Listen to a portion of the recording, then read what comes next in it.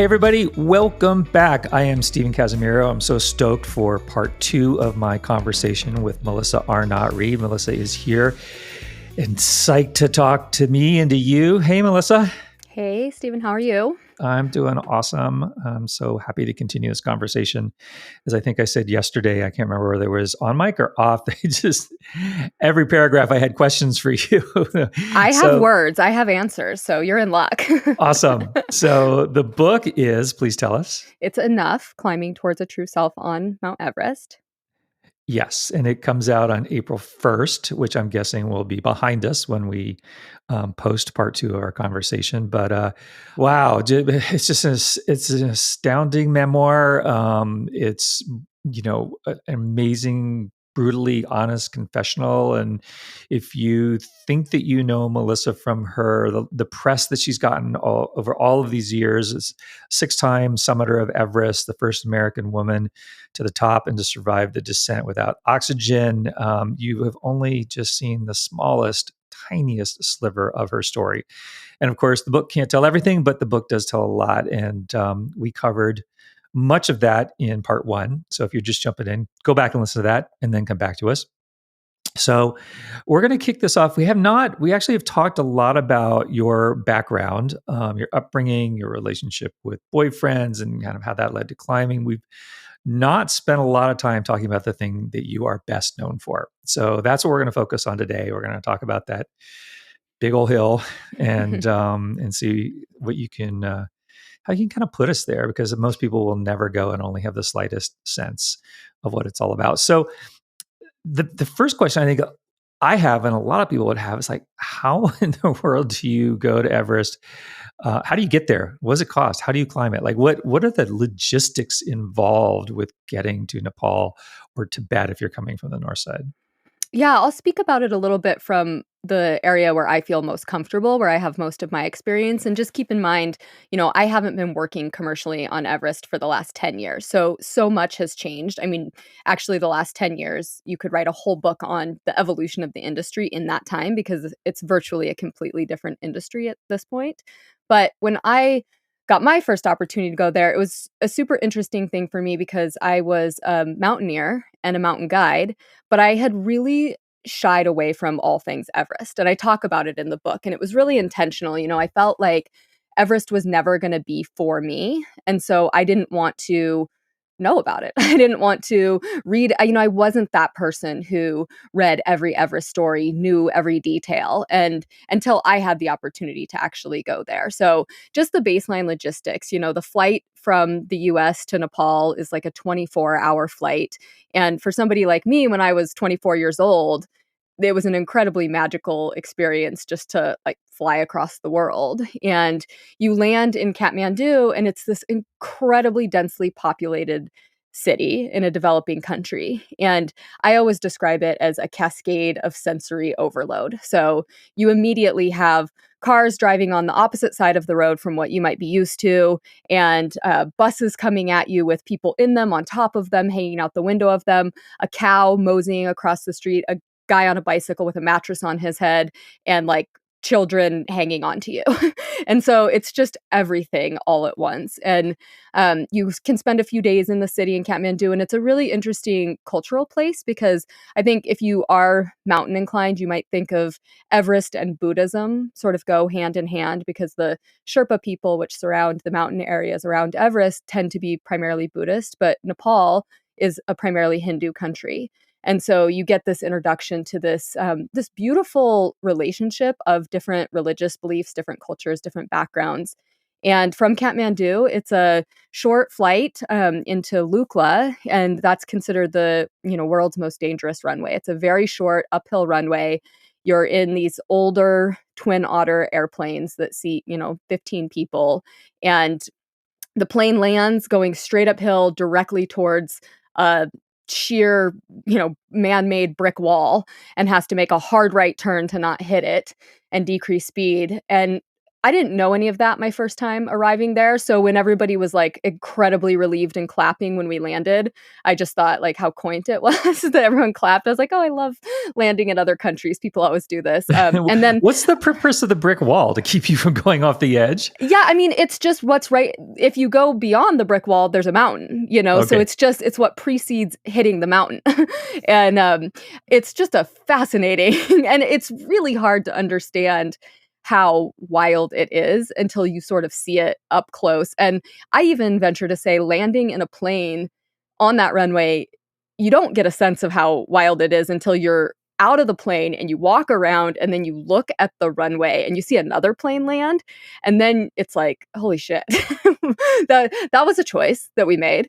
And then from there, it's all of the motorized transport generally stops. I mean, now there's quite a regular use of helicopters and, I mean, rabbit hole here if you wanna go down, that's in conflict. A lot of the communities and Sherpa villages are asking for a reduction of the helicopters, both affecting wildlife and the mountain environment and also industry. But when I first went, and for most of the years I was working there, that's the end of motorized transport. And it's about a 10-day trek. So it's 9,000 feet in Lukla.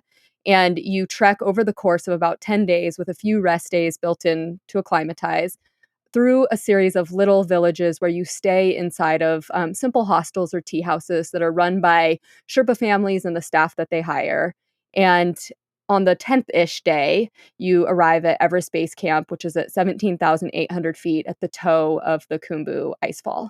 And Base Camp is a completely temporary village. It's put up and taken down every year. So if you go to Everest Base Camp, when the season is not happening, there's nothing there. And I think a lot of trekkers feel a little bit like disappointed. They expect there to be something. And there's a rock with like a bazillion prayer flags on it that somebody has now painted Everest Base Camp on the rock. But that's all it is. And it's the toe of the glacier as well. So it's always changing. It's always morphing. It morphs throughout the season.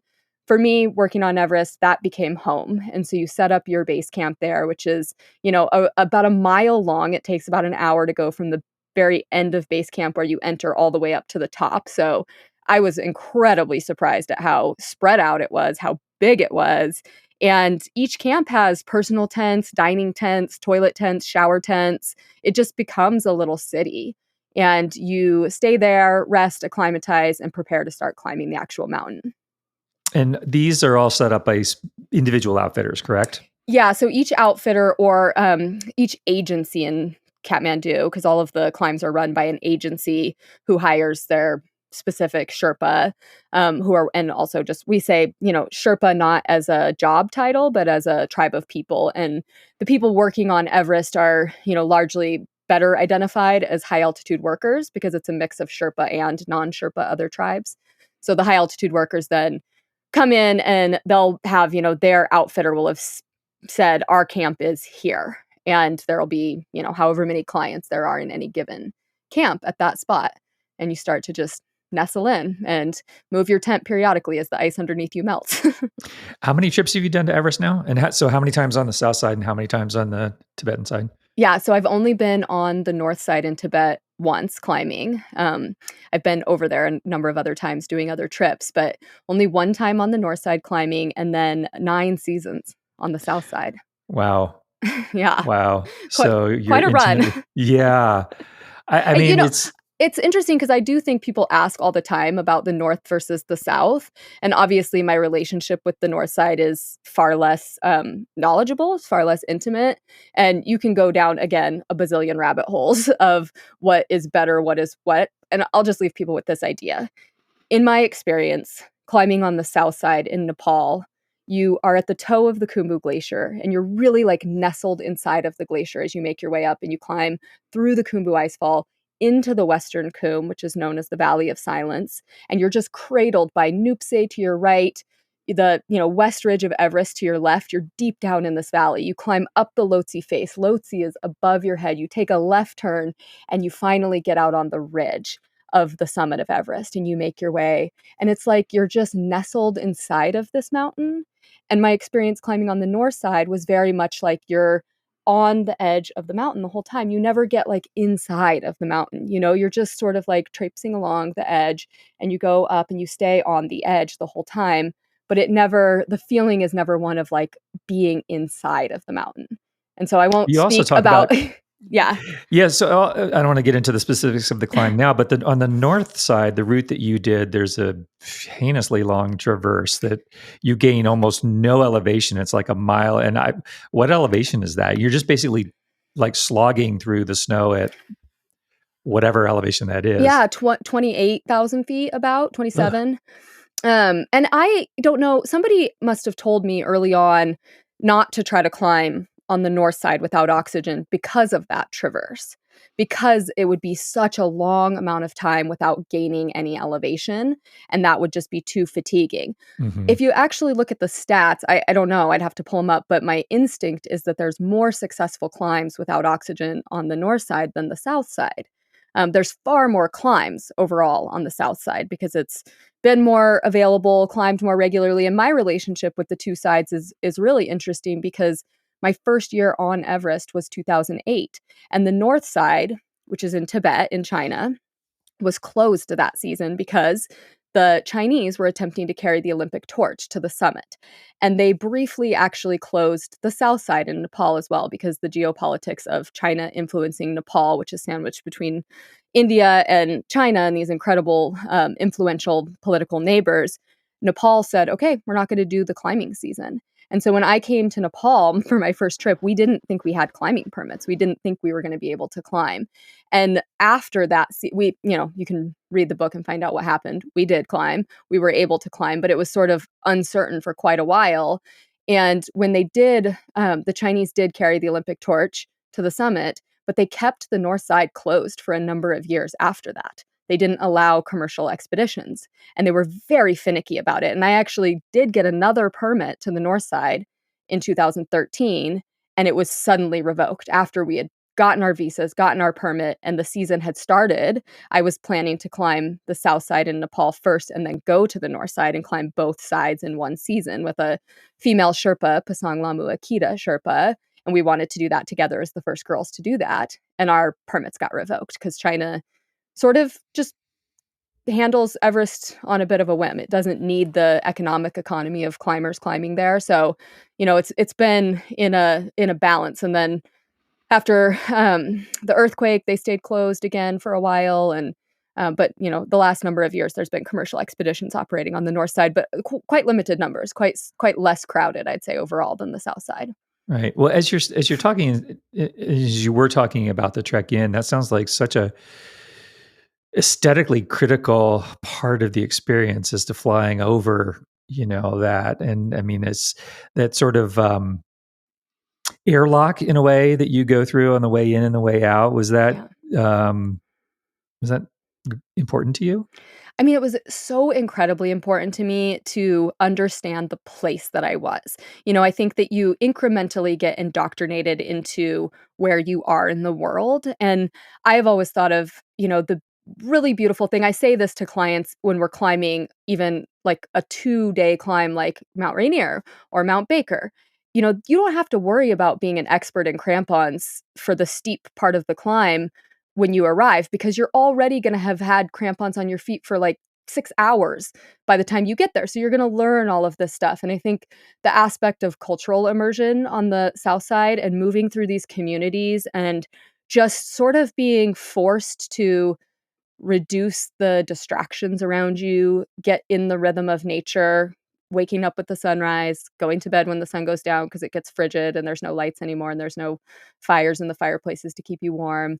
Like there's just this wonderful rhythm that sets in place. And on the north side, you drive to Everest Base Camp and it's about the same elevation. And it's a series of cities that you're driving through. And it just has a different feel, a completely different feel. And I don't want to dismiss it as not like completely amazing and interesting. And I personally, I write about it in the book, like Tibet is a very, very fascinating dichotomy to me of very old, deep rooted cultural beliefs and like some pretty wild repression and this weird mix that is very palpable to me. It feels strange to be there. So, a lot of your climbing has been done within the context of your relationship with men. You've been a pioneering female climber. There've always been female climbers, but not a ton of female guides and not a ton of female guides on Everest. And so your first opportunity, even though you weren't even really thinking about Everest, your first opportunity to Everest came from a relationship that you with a guy that you met. It was on a climb, I believe, that you met Mike. Yes, and even to back it up a little bit more, because I don't talk about it fully in the book, but, I mentioned yesterday, that I dated this supervisor, and he's Brad in the book, and he got a chance to go to Everest the year before me, and it was his first climb on Everest. So that kind of continued this pattern of me wanting the thing that the men I was close to had. And that was actually the first time I'd considered Everest as a possibility for me, because I saw Brad go, and he went to the summit and he was climbing on a climb with a friend, and I felt like, okay, maybe that could be for me too. And, very serendipitously, the next summer, I was guiding on Rainier, and I had a client, Mike, who had climbed Everest already. He had climbed the 7 summits already. And he came on this climb on Rainier. There was a rescue of one of the other climbers who wasn't on my rope, but was sort of like adjacent to my team and actually with Mike. And I switched around where I was on the mountain that day to help with the rescue. I had the highest level of medical training of any of the guides there. I was asked to come and assist. And Mike, he used to say that during the rescue, and I remember this differently from him, of course, but he says that during the rescue, I told him to sit down and I spat bullets in his eyes, which I think is really funny. Because then he asked me to go to Everest with him right after that. And I'm like, that says a lot about you, Mike. I thought that I was asking questions of the medical history of the patient and he was answering. And I think I just like naturally told him I didn't need his answers for the questions to her. Anyway, he offered me, at the end of that trip, he gave me this card, which I just recently found. And it was like, oh, I can't believe I kept it. I'm so glad I did. But it said, I'm planning to go back to Everest next year, and I'd love it if you'd be my guide. And I sort of like chucked it into a box that I had in my little room in the guide housing that was like promises that are never going to be kept. I like to keep a box of those around. And it felt like a taunt in a way, like I was really uncertain about why would Mike want me to be his guide? I've been a mountain guide for 2 years. I'm very inexperienced. I'm very young. I don't know even how that would look. I can't imagine it. But I also had just been introduced to it by this relationship with Brad. And so I wanted it. And I sort of dismissed it for a little while. And then I got into another cycle of breaking up and getting back together and breaking up with Brad. And on the breaking up with Brad, which I honestly like, I thank Brad for this whole cycle, because it wouldn't have started if it hadn't been for all of this. And at that breakup, I was like, I'm going to contact Mike and I'm going to go to Everest. I'm going to see if I can go. And I reached out and I said, are you still thinking about going to Everest? And he said, I'm finalizing the details right now. What would it take to have you on the team? And I sort of fell into this very bizarre experience. And I talk about it in the book, where I got like immediately swept up and brought into like a party in LA with celebrities and famous people. And I just left my life for a mere moment and I went into his, and things really started to change.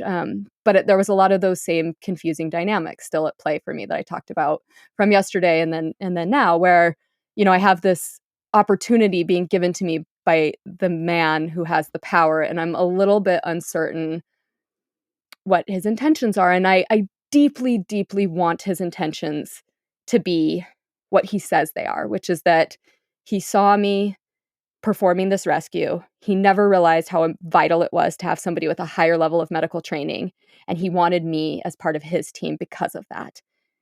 He also said he had a history of elevating women, and he wanted me to be one of them. And that felt like a very double-edged sword in a way. Yeah, how'd you take that?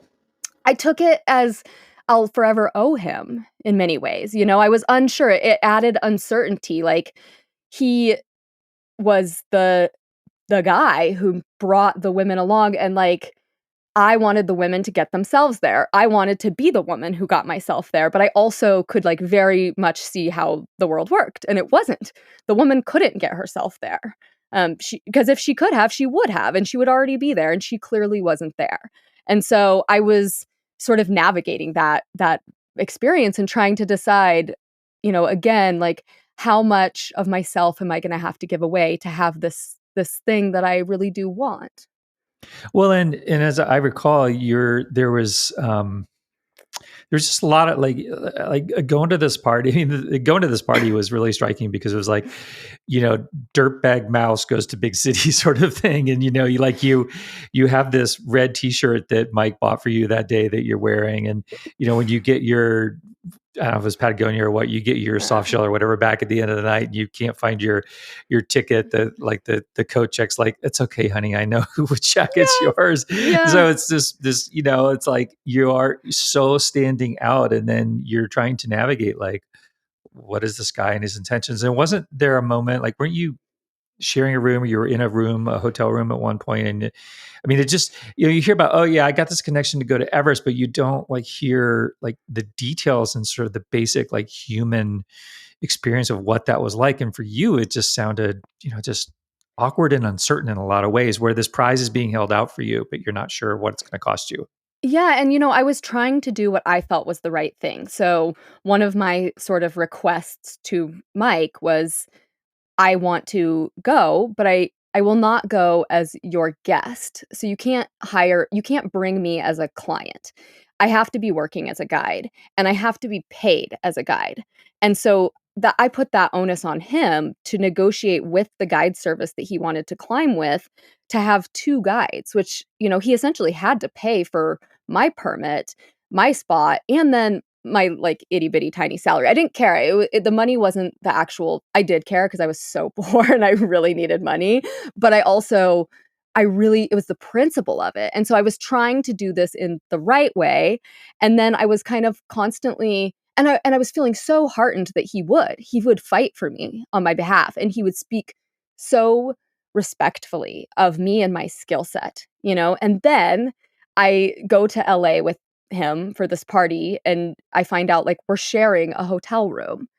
But then he says, "I'll sleep on the couch bed." So it's like this in between, this push-pull of constantly not knowing, like, what is expected of me, and also not wanting to lose this opportunity that I really feel like I'm gonna lose. Like, I'm certain it's not gonna happen. I just can't believe that it will happen. And so I'm trying to, like, internally navigate, what will I do to keep this opportunity? And I think it's worth saying, like, you mentioned yesterday, I'm pretty hard on myself about my relationship with men and how I used them or how I leveraged those relationships. But I also had this, like, red line that I wouldn't cross. So I personally told myself, like, I will never get into a sexual relationship with my boss, because I can't live with not knowing why I'm there, because I already have to live with not knowing why I'm there, So if I cross that line, even if I think it's gonna give me more opportunities, I will never be able to defend myself again.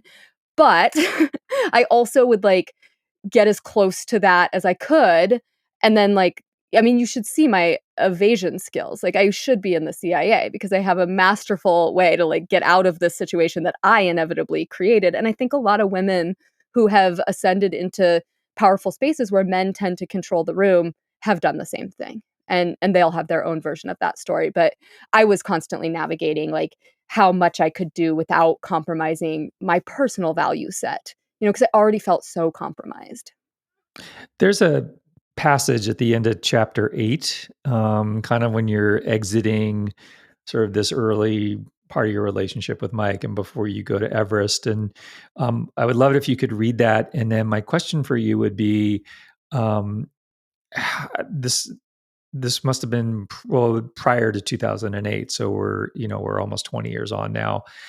Is how much of what you're about to read, how much has changed for you since then, and how Mhm. much you think has changed for women in kind of male dominated fields like mountaineering? So Yeah, and I'm gonna go back just one sentence before what you mentioned, because I think the context is important and kind of bookends on a little bit of what we talked about yesterday.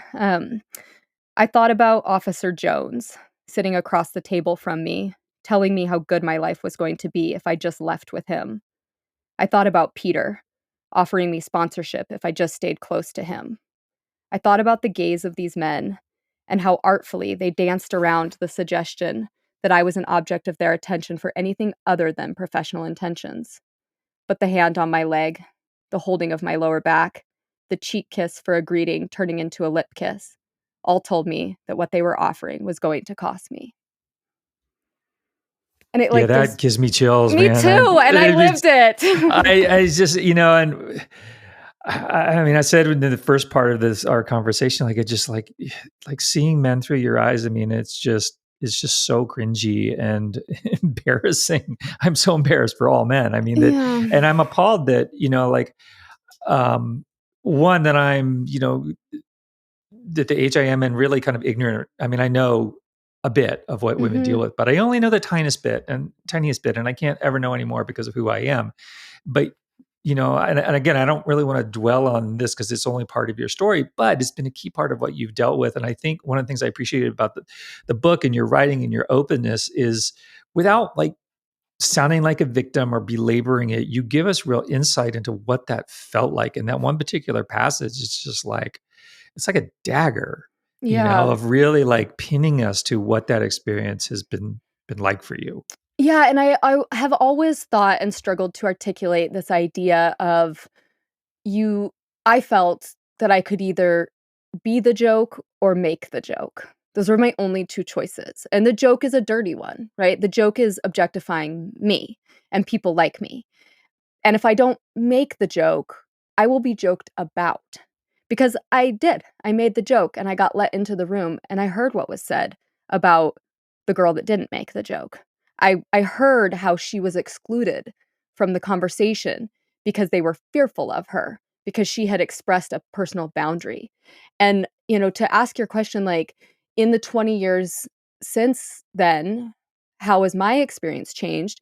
One of the things that was the greatest, most unexpected, and stunning gift that I got from summiting Everest and then summiting Everest multiple times was that a lot of the men who had previously sort of dismissed or immediately objectified me were treating me with a level of respect and reverence. I still was experiencing this really complex dynamic, especially in any relationships that were deeper than just a client, a short-term client relationship or something like that. But I sort of like I always say, like Everest is the master's degree, right? For climbing is it's your PhD. It's like automatically people just give you a level of respect because that just comes with the territory. And it did. It gave that to me, but it got more complicated, and even still, I find myself, now I'm more aware of how to well, I should say I try. I try to be more aware of how I want to show up and hold myself in the spaces where I'm I'm not so interested anymore in being desired. I'm far more interested in being accepted. And those are 2 different things, and I think it's a sort of coming of age. I don't think it's actually chronological age. I think it's a feminine coming of age passage that you go through where the need to be desired is what sort of is propelling you forward, and the places you're desired in moves you forward. And there's some moment where it transitions into being accepted as you are. And so I've really gone through that journey incredibly intentionally and incredibly deeply, and I've sort of exited the rooms voluntarily where I was recognizing that I'm not actually accepted here because if I am the joke, if I don't tell the joke, I am not accepted here.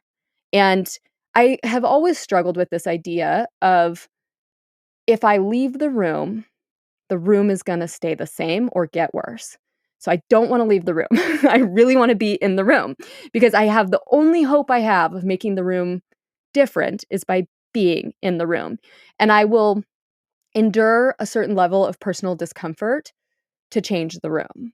And this book for me, I hope that, you know, my greatest wish is that the male reader like yourself will read it and say, "I understand this differently," and not feel, victimized by me saying all men are terrible and every situation is awful and, like, how dare you have made women live in this world in this way? Because like, on my bad days, I definitely could have that sentiment, but that's not my resounding sentiment, and I do think it can get better, but it requires a little bit of awareness, and so I think it's changing by, like, millimeters. It's not even changing by inches, or centimeters if we want to keep our metric systems safe here. It's like it really is millimeters because young women coming up behind me, and this is one of the things about the book for me that feels so essential, is I created space in the rooms where they were expected to act the way that I was acting, and the way I was acting was not really acceptable. I was confused about how to act, and I created a scenario where if the next girl behind me in the relationship with, my boss didn't behave in the same way I did, she got sort of like moved to the side. And that's so unfair. I upheld the things that I hated. And so it's sort of like slowly, really slowly deconstructing that What and do you trying. mean specifically when you're talking about behavior that So, I mean, well, just to go with the joke is a perfect example. okay. So, like, because I was willing to like immediately try to identify myself as safe to my male peers, I would tell like the dirtiest joke. And I would start, a lot of my relationships with my like male coworkers that way, or my clients to say to them, you could say anything you would say to each other in front of me. Like I'm safe and fun and like a good time. And so then, mythical girl who comes in as a guide after me, bro guide or client or whoever, makes joke. Girl says, that actually makes me feel pretty uncomfortable. And they're like, noted, we will exclude you now.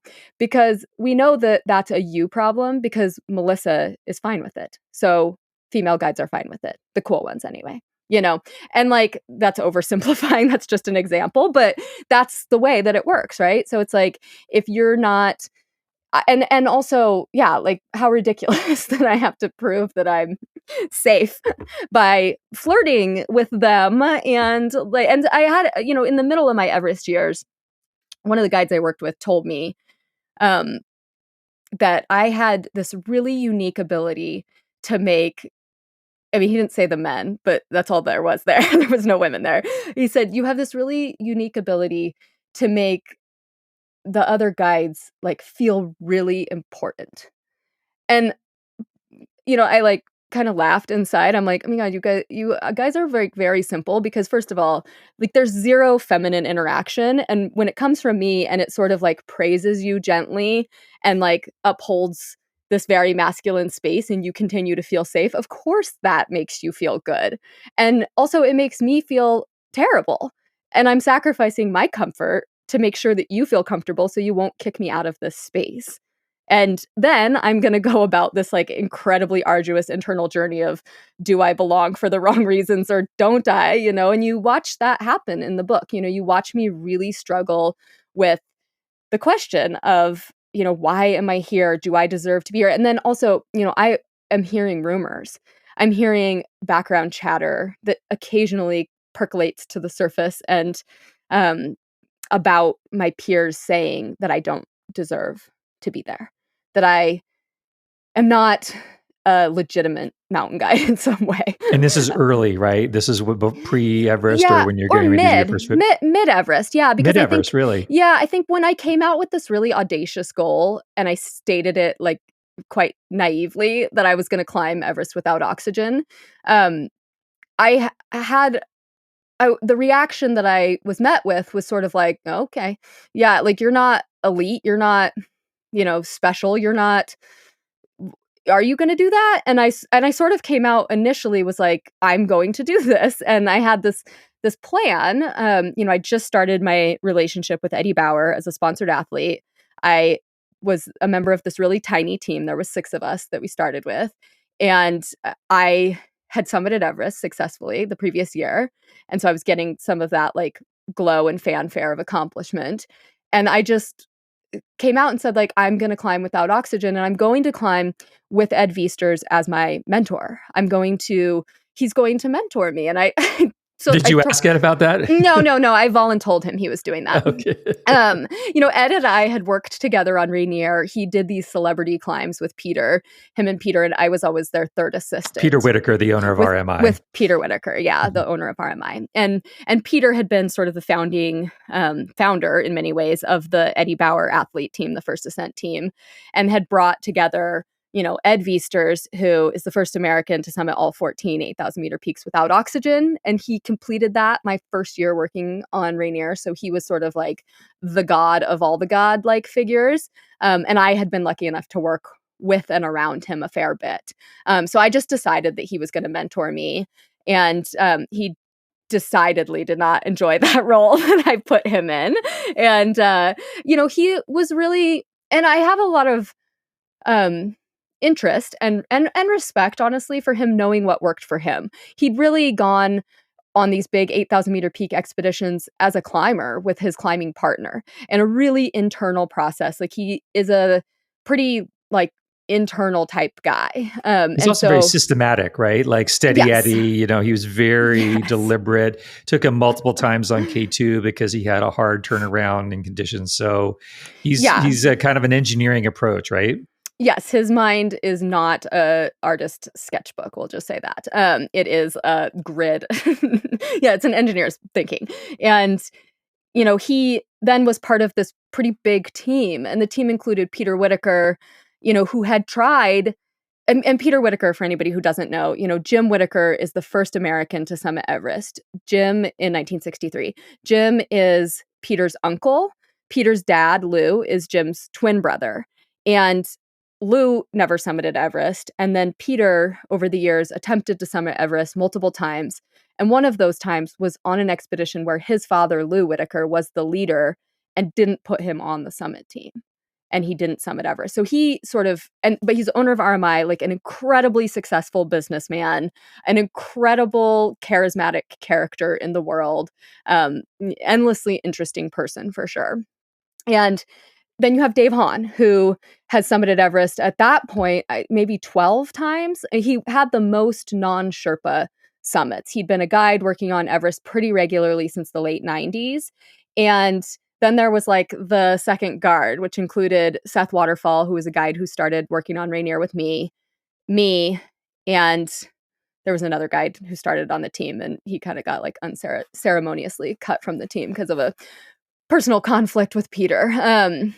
So we had a lot of challenges of ego on that trip. And we had cameramen, and we had professional photographers, and we had a cameraman who like worked for the North Face, and we were never allowed to mention his name because Eddie Bauer and the North Face were competitors. And there was all this like stuff going on behind the scenes. And then additionally, I was trying to do this really audacious thing that I had no idea what it was going to take. And I remember sitting down with Ed at one point in a tea house, and he was like, "What do you think our acclimatization schedule should be?"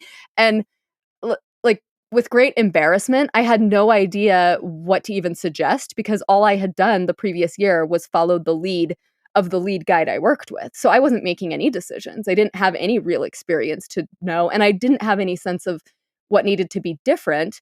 And like, while I respected him asking me what I thought it should be, I was also like, wait, no, this is where you do the mentorship thing. This is where you tell me what it's going to be, and we go and do it together. And whenever we climbed together, Ed would just like take off so much faster than me.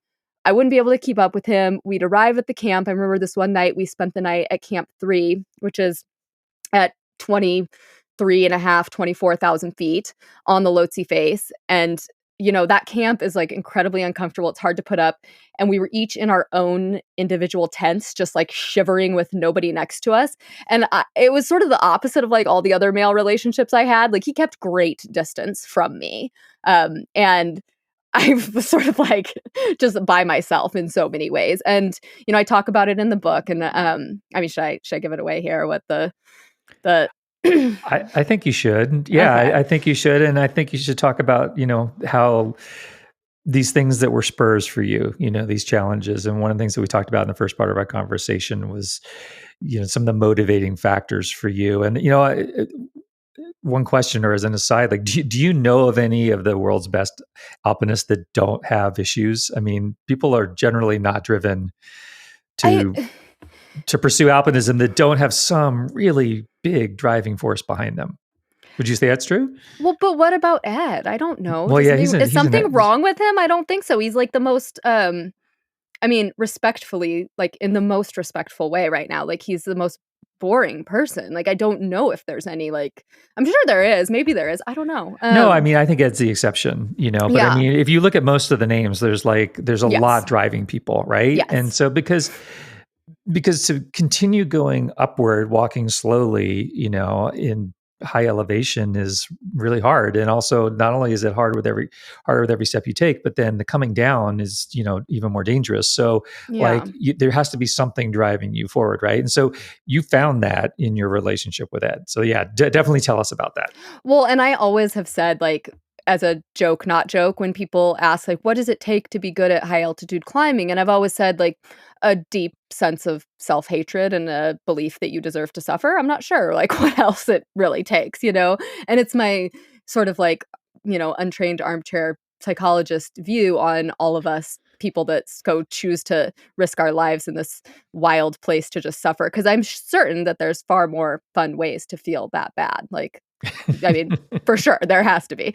Um, yeah, so on that trip, in the middle of the expedition, an email exchange that was not for me, that was between Ed and his wife, was accidentally slipped into my inbox. And, shamefully, I just read it, of course, and my name was in it. And his wife was asking how it was going and how I was doing and, how it seemed in terms of, was it gonna be possible? Was I gonna climb without oxygen? Were we going to climb without oxygen? And Ed responded, with few words, and his response was that she's not gonna do it. She doesn't have the eye of the tiger. And I really that sucked. That really sucked because I had this naive belief that if I said I could do it, I could, because so much of my life, the challenges that I had overcome had been born from me deciding I was going to do it and then doing it, you know?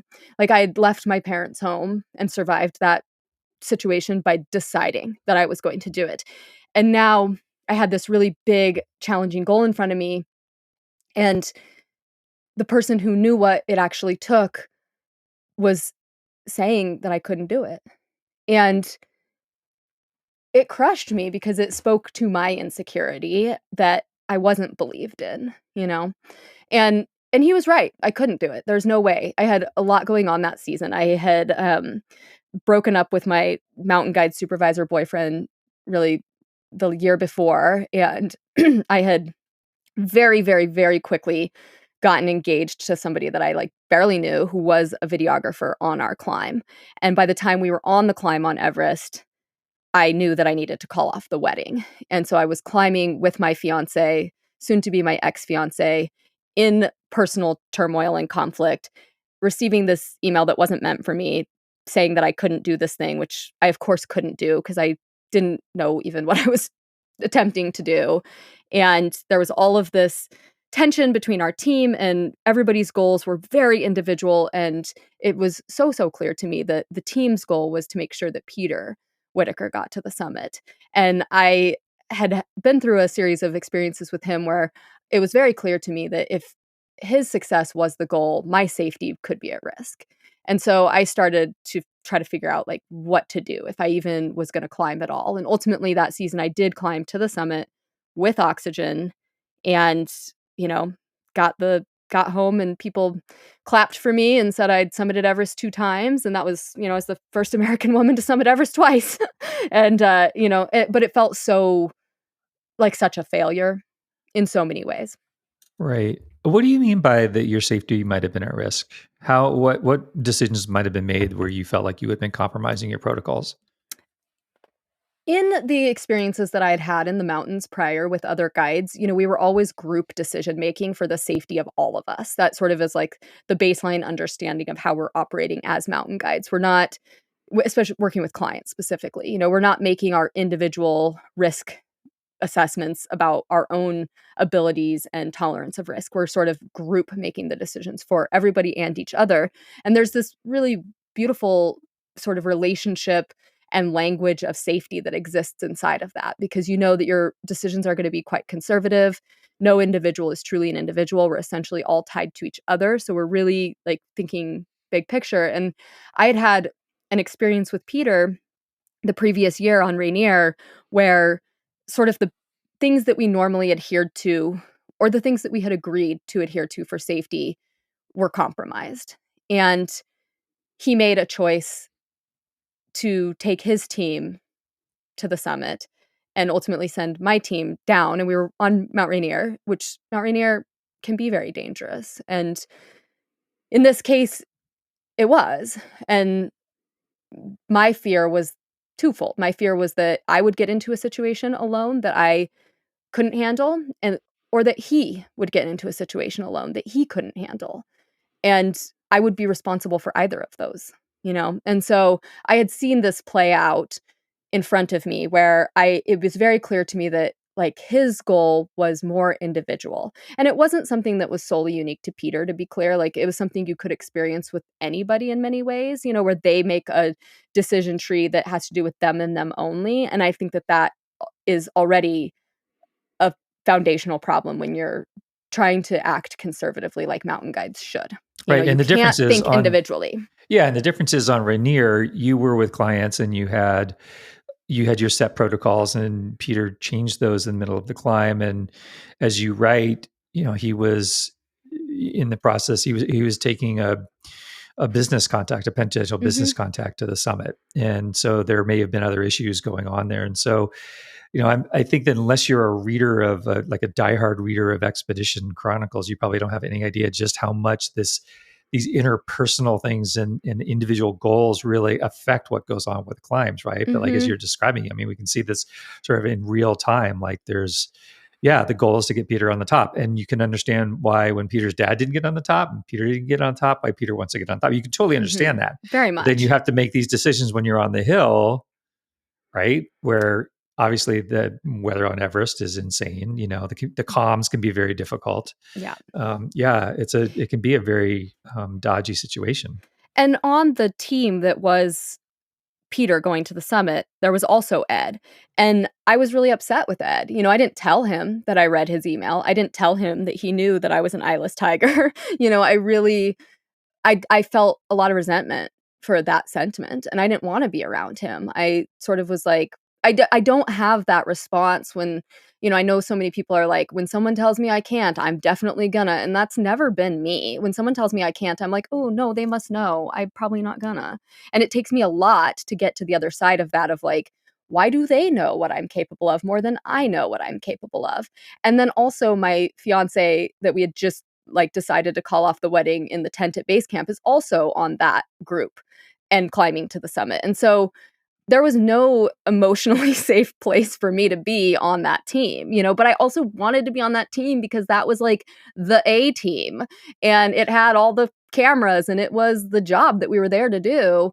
And I pulled myself off of it and I turned around on the summit push and I sort of feigned illness and I went back to camp 2, and I sort of had hoped that, like, Dave Hahn, at that time, he was guiding a client, and Seth was acting as his assistant guide, and they also had a cameraman with them, and the client was this 16-year-old girl, and, like, in hindsight, there's so many questions about why we structured everything the way we did, and she had been incredibly strong and doing really well the whole season, and then, right before the summit push, a couple of things happened, like a cascade of things happened. One is that there was a fatality in the icefall and a Sherpa died.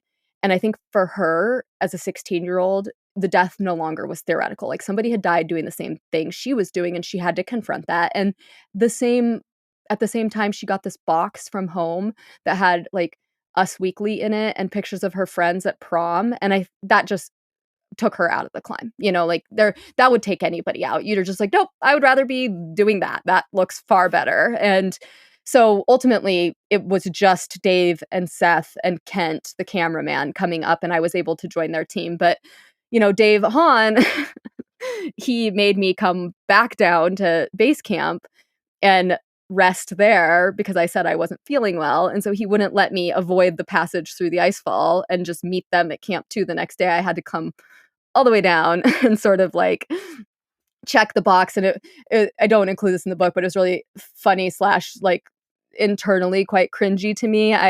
We played catchphrase. Our client, that young girl, she loved that game where you're like pass the little timer around and you're trying to group like items together. And Seth was my partner, and he's describing the item that I'm supposed to say, and he's like, "It's big, it's loud." Like Dave Hahn has one. We listen to it every day. And I was like, ego.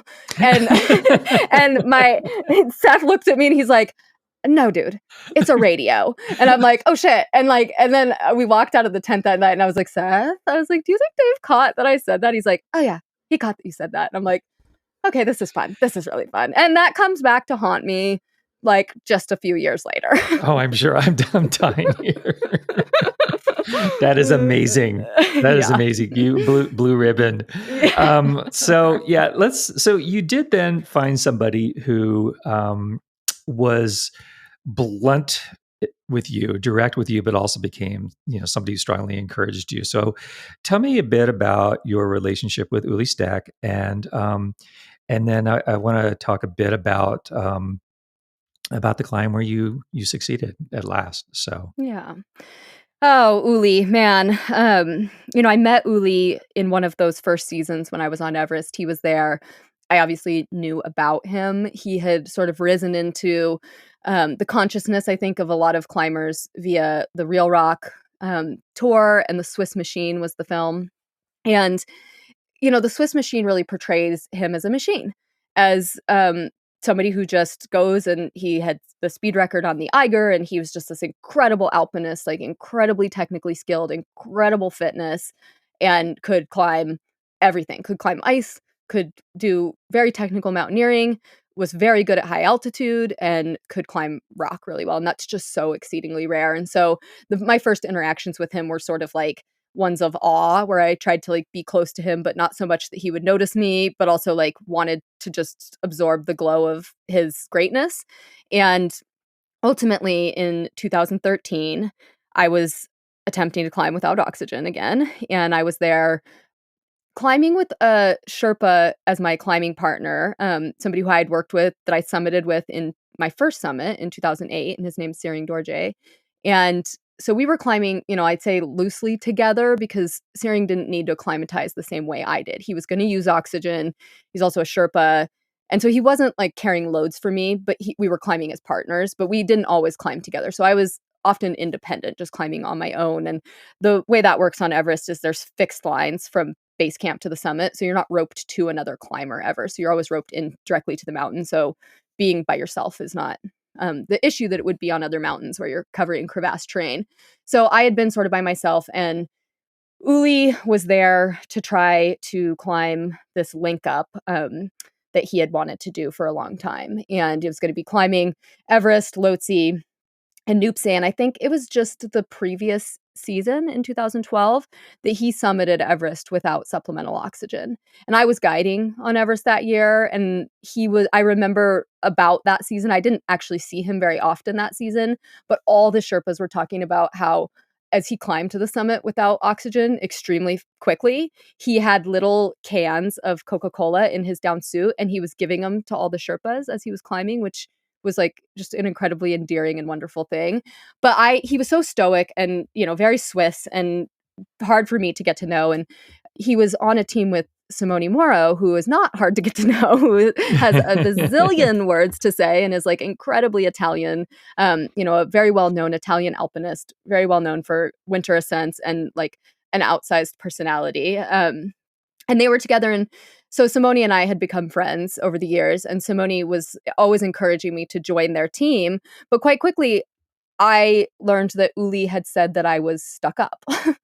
And then again, much like my, experience with Ed, like I didn't like that. That hurt my feelings. But I also, different from my relationship with Ed, Ed said she can't climb without oxygen. And Ed was right about that at that moment. And Uli was not right. Like, I'm not stuck up. I really am not. And so I was determined to like disarm that view that he had. And I ended up hanging out at their base camp through the season. And I just straight up to his face, like asked him one night, I was like, "Why do you think I'm stuck up? I'm not stuck up." And he, like, looked at me with this really sweet, like like, he felt a little bad for me that I was saying that, and also really understanding look, where he just said, "No, I don't now I know, I understand. How else could you exist? You're the only girl here. How else would you exist? You have to be this way, you have to be hard. I get it." And I was like, "Wait, no, you really do get it." Like, he just said that thing so simply that I'm like, "Wait, no, no, no, I hide that I have this, like, hard edge because I'm the only girl, and I constantly am navigating, like, how to be in a relationship with all the people around me and how to be valued and not dismissed and blah, blah, blah." Of course, that season, if you have followed Everest history at all, you might remember that is the season where there was the fight at Camp 2, which was a physical altercation between both Uli, Simone, and a large group of high altitude workers. And I'm going to say, read the book if you want the perspective of the fight. I have not spoken about the fight in the press. I gave a very truncated view at the time, and I sort of have held the story back. And it is in the book. My perspective of it is in the book. It's really complicated, and my perspective is only mine. But because of that experience, Uli and I were incredibly bonded. And what I think most people don't know about Uli is that after the fight, he entered into a really challenging time personally. And he had a really he said to me, "I always thought I might die in the mountains, but I never thought it would be because somebody would kill me." Yeah, and if you aren't, for those of you who aren't familiar with this incident, Melissa played a key role in it, and you got to read the book. You just got to read the book. But I mean, you can make a good argument she saved their lives because this was a very angry group of Sherpas. And at one point, as you describe, somebody throws a dinner plate sized rock and it hits Uli in the head, and he just crumples to the ground. And you drag him into the first tent. You have no idea kind of what sort of shape, physically that he's going to be in. So it was a very dangerous situation. And I don't know how much your gender played a role in diffusing it, but Mhm. as you describe it, I mean, I'm guessing it was key. Like, you and sort of another Sherpa with a cool head were able to kind of defuse the situation a bit. So anyway, it was one of the more infamous, among the most infamous events to take place on that mountain. And so it is nice to have a little bit more understanding from one person's perspective. So get the Yeah. book, read the book. Yeah, exactly. But it really bonded Uli and I because, I saw him in this phenomenally vulnerable capacity in that moment of during the fight. Like, he was, his life was at risk, truly. And, you know, he showed me that he was scared. And I had imagined him to be impenetrable. And I had imagined him to be in his stoicism incapable of being scared. I think we could do that with our heroes. We can imagine that they won't handle the scary things the way we would handle them. And here I saw it. I saw it in his eyes that he was genuinely afraid. And it, and then what happened after, he entered a really hard time where he was, felt really lost, and he articulated it. And I, throughout my life, have entered some really hard times where I was, really unanchored to this life, and sort of my own questioning if I, deeper than do I belong in this room? Like, do I belong on this earth? And suddenly my friendship and my relationship and closeness with Uli, he showed me that, like, he had those thoughts too. And it gave me permission, without being overt, it gave me permission to be flawed and still want more, to want out of it, And he just articulated it to me in such a way. I just got a message this morning, actually, from a really, really good friend of his, one of his closest friends. And she said to me, like, one of the things I loved most about Uli was when he would be vulnerable and he would share those harder parts of his life. And I know that he is, like, very proud of you right now for doing this. And I just, like, gave me chills. I have to sit with that, because he gave me permission in so many ways, and I don't it's a hard thing to explain. Like, we were friends on the mountain. I went and I saw him in Europe, and we climbed together. We would, like, banter back and forth on sat phone text message, and I would, like, occasionally see him at an event, and that's the extent of what our friendship and our relationship was, but he was this role model for me, not just in climbing, but in how to be, like how to be a human who is capable of hurting and not hiding that, how to be a human who can have really bad days and then go on to have really good days later. Like, you don't, I sort of had been battling my whole life with these two questions of, am I good and am I good enough? And Uli came into my life and was able to just sort of like take a gentle eraser onto the like, am I good question and just say, like, of course you are good. Like, everybody is good. You start out good. You're good. And then good enough, he would say, like, no, you have to do these things. You have to try. And it was really wonderful because I had a mentor for the first time, and I could ask him, like, earnestly, do you think I can do it? And he had climbed with me. He knew what I was capable of.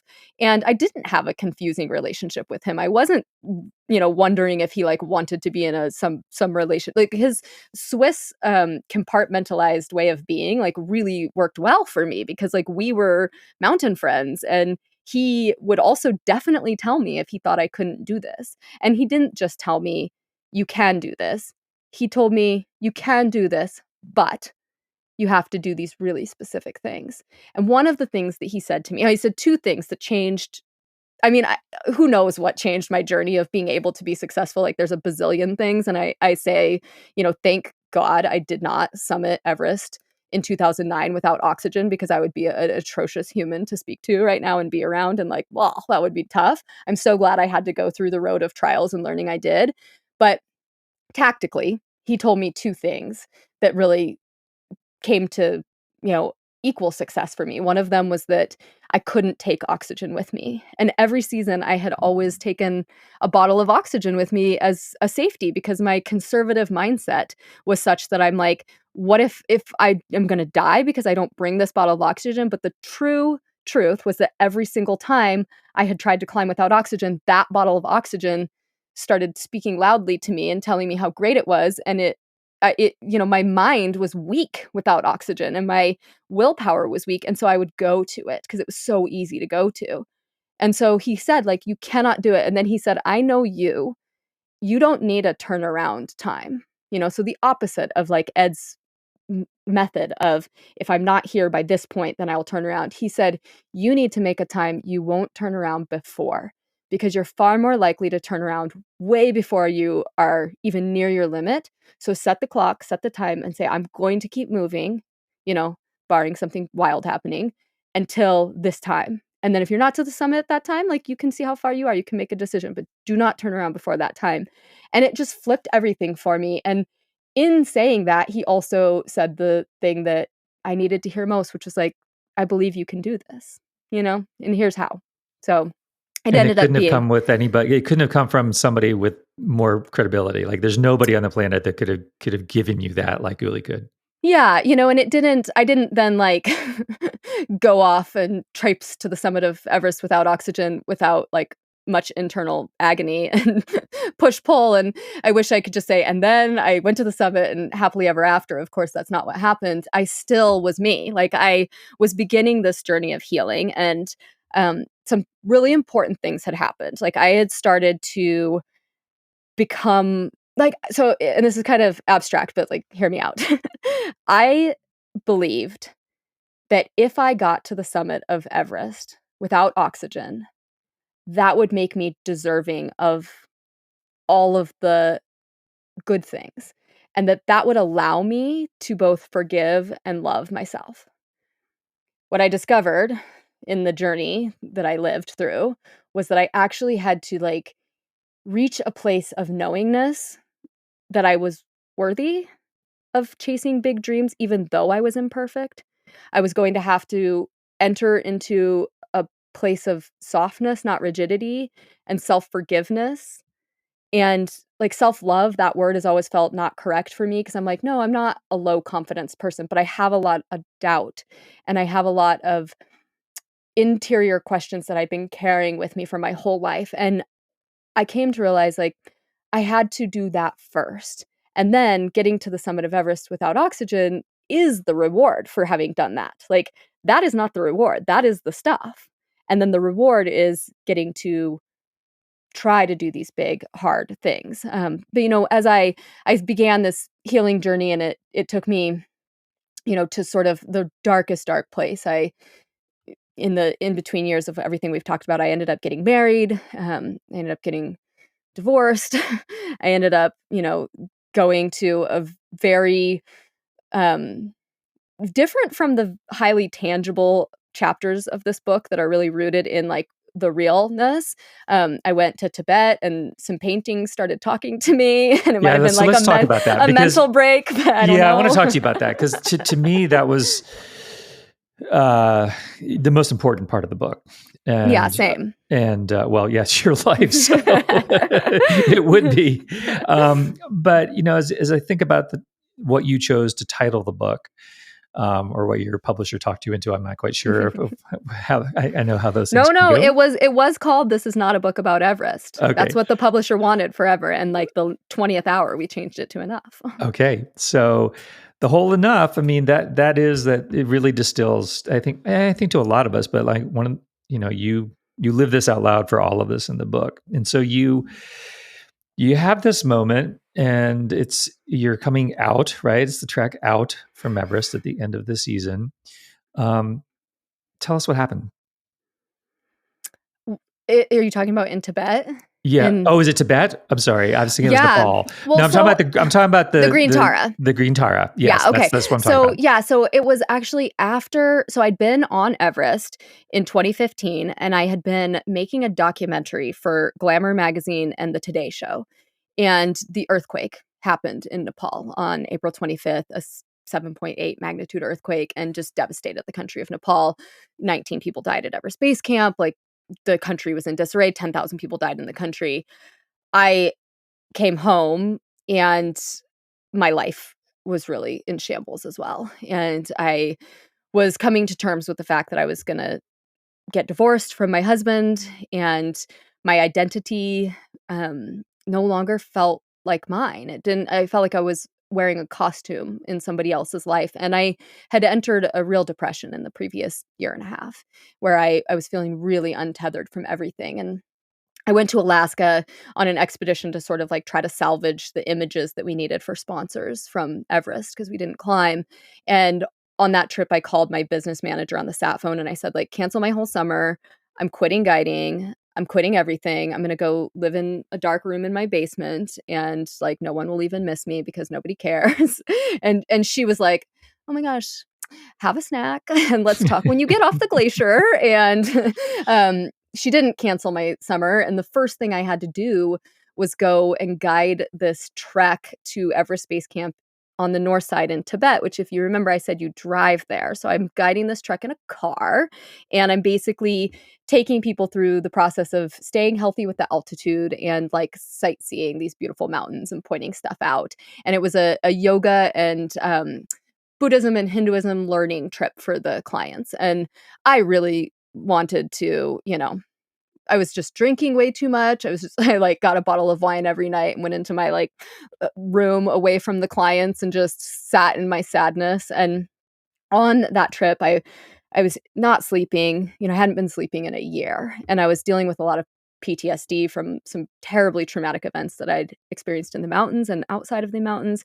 And my innate ability to compartmentalize was failing, and things were starting to really unravel. And one morning I woke up and I went to one of the monasteries, and everybody, they walk around the monastery. It's called a Kora, and it's like the sacred circle of prayer. And you go around the monastery in a clockwise pattern, and you do it in odd numbers.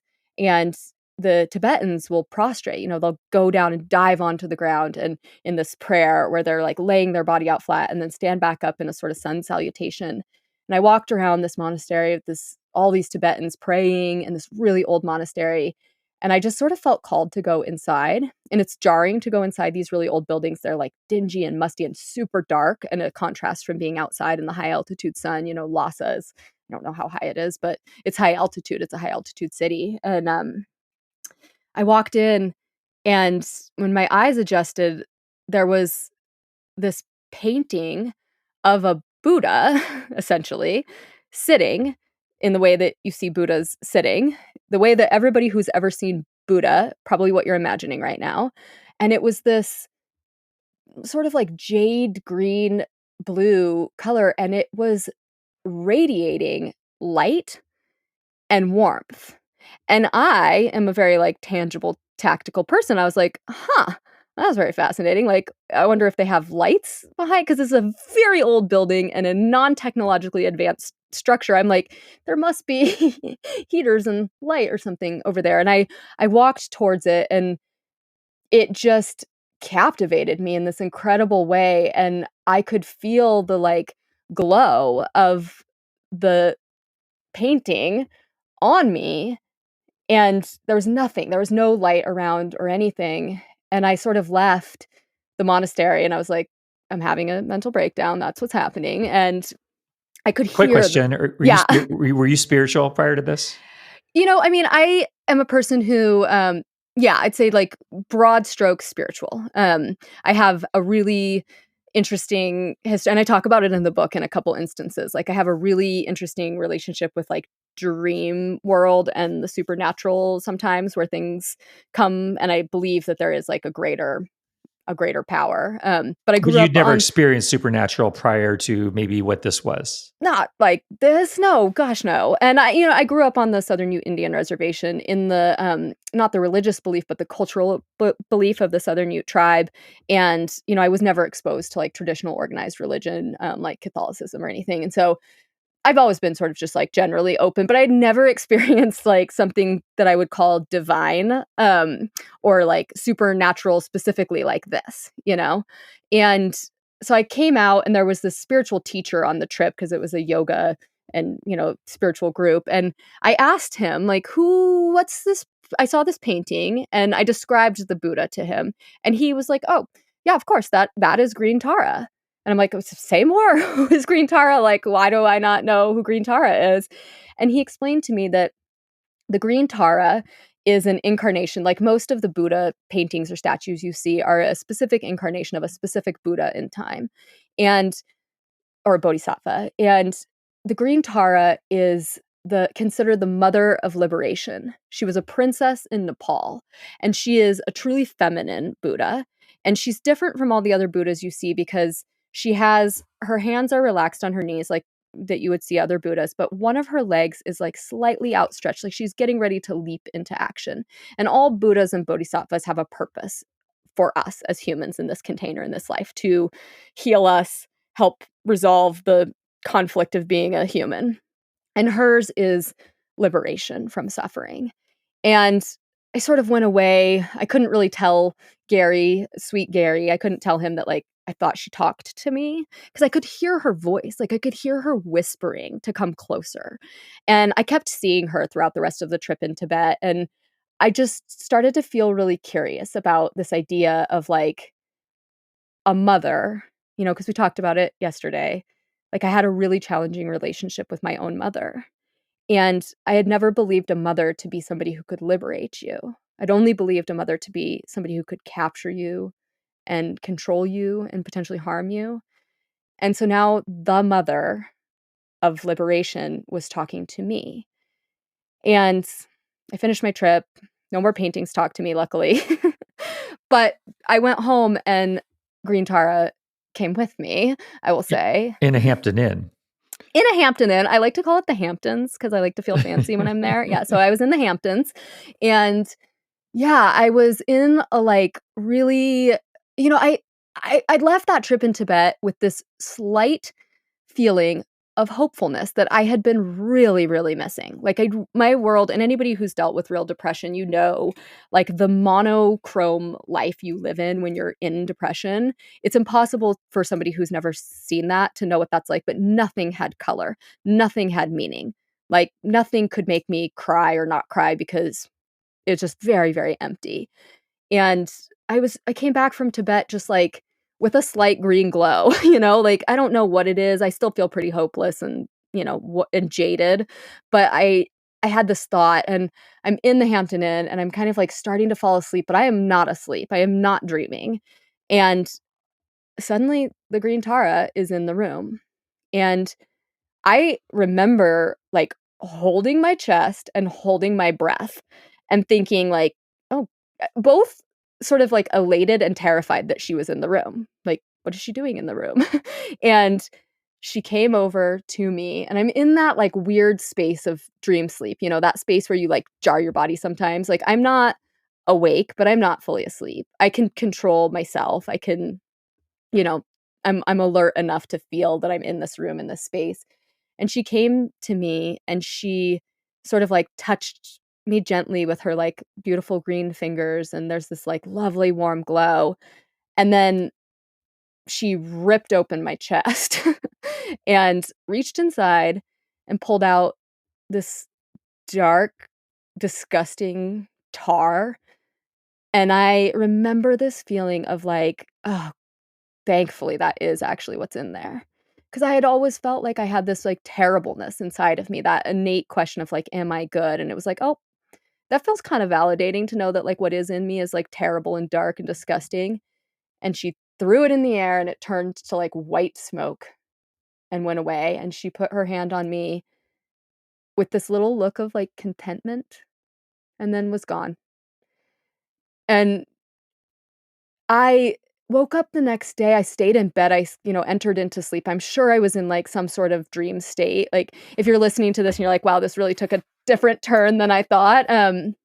I Yeah, was I dreaming? I don't know. Was this, like, my was this me going in and, like, removing this darkness that I really knew that I wanted to be done with? Maybe. Like, maybe that's just like, I'm a really imaginative person, so maybe that's what I needed to do, but I woke up the next day and, like, the world had color again, and it's really unsatisfying if you've been in that kind of depression for me to say that it was this flip of a switch, because that feels so, non-tangible and non-recreatable, but for me, it really, really was this initial flip of a switch where it was like, I can have darkness, and I can let the darkness go.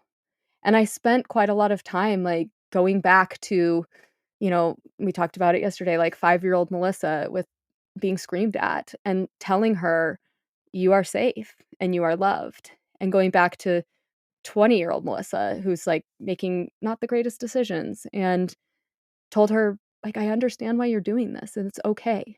It's gonna be okay, and, like, I forgive you for doing this." And just kinda revisited all these different versions of me and began this process, which, continues to this day, of self-acceptance, self-love, releasing the idea that I have to be perfect to be deserving of good things, and knowing that inevitably hard stuff is coming. I'm gonna make mistakes. I'm gonna hurt I'm gonna hurt, and I'm probably gonna hurt people, but I'm gonna try to live in a world where I'm aware of that, and I'm coming from a place of knowing that I and you and all of us are just innately deserving, and that's the idea of enough. Enough is so many things. It's that I am enough, like, I've done enough. There's no doing that gets you to being enough, and I've sort of had enough, like, I'm ready to tell the whole story. And you have really beautifully. And that seems like a good place to wrap up because I just have so many questions about Tara. But Well, can I tell you something? For this is for you especially, but okay. also for anybody who's listening. So, there's this belief about Green Tara that she's kind of uniquely special in that if you know about her, that's intentional. Like, that's the belief system behind it. It's that you don't randomly just find out about Green Tara because she is a very different type of bodhisattva. And so if you are aware of her, so if you're listening right now and you're like, Green Tara, if you're you, like, she is there for you too. And I sort of have, like, really loved that thought that she did seek me out, in a way, and now anybody who reads the story and thinks about her again, like, she sought them out too, and that's just because there's nothing. It's just this really beautiful idea that, like, we all deserve liberation from suffering. I love that.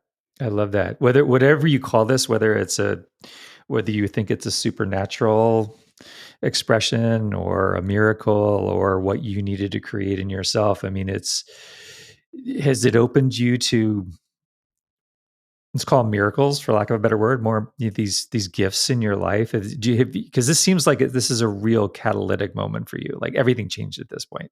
Yeah, everything changed. I mean, my life, there's no reality where I can imagine my life being what it is, which is, imperfect, but I live with incredible ease. Like, I get ease, and that's my greatest wish for all of us. Like, I don't want, you know, I don't need to be achieving as much as I need ease in everything. And it has been really catalytic. And I think it's really, there's this wonderful word that's a Sanskrit word, and it's samaya, and it means everything in perfectly right timing.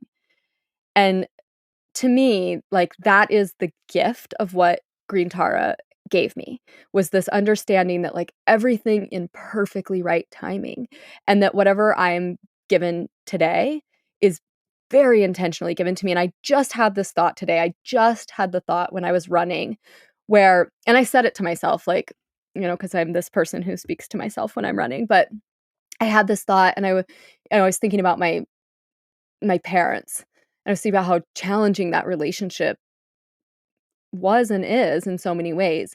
And I said to myself, like, "You chose them," you know? And that's the sort of, like, divinity that I think I got from Green Tara. And, like, outside of what you believe specifically, I believe everything in perfectly right timing, and I believe that I was given the parents that would give me the environment that would allow me to survive, learn how to survive the things that were coming next. Because had I not had that experience, I don't know if I would have survived what happened next. And what happened next prepared me to be the person that I became.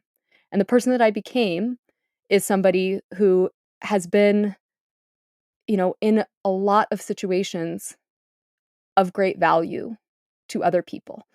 So in my work in emergency medicine, mountain rescues, in my work in, edging out a tiny more space for women to be able to exist in these wild spaces that are traditionally very masculine, in my work with the Juniper Fund of supporting families of high altitude workers who are killed, it's like it all is in perfectly right timing, and everything had to happen before to get here.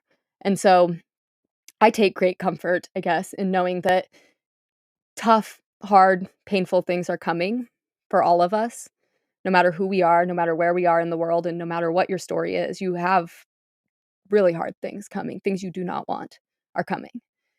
And I can sort of like exhale that a little bit and know that everything that's happened before, I believe this to be true for all of us, is preparing us for what's coming next.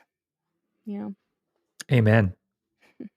Thank you. So, yeah. Thanks for Melissa, allowing thank me the space. Yeah, I just want to say thank you so much for allowing me the space to share my story, being so kind and receiving it. I think you have been such a supporter of me, and you really read the words between the words, and that's been my greatest wish for this book, and to be able to have these really close and intimate conversations with you is incredibly meaningful to me. Oh, thank you. And for me too. I mean, like I've tried to say in messages, like I just feel so blessed to have a better sense of the true you, And I mean, I've known you for a long time, and I want to know the real people, period, And I do have the utmost respect for you and your courage and your your self-reflection, your ability to tell us kind of what you've gone through. I mean, I really believe a lot of people are going to get a lot out of this book, aside from just learning about you. I think there's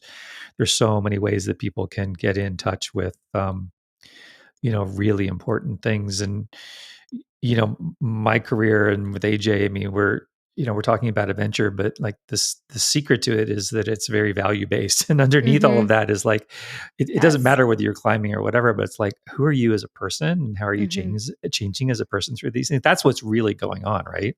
Yeah. So, Yeah, and I think, if anybody has listened to these episodes and thought like, "Wow, it's heavy and it's dark and I don't know if I can go there," they should definitely know that I use footnotes in the book, throughout the book, and Which are funny as hell.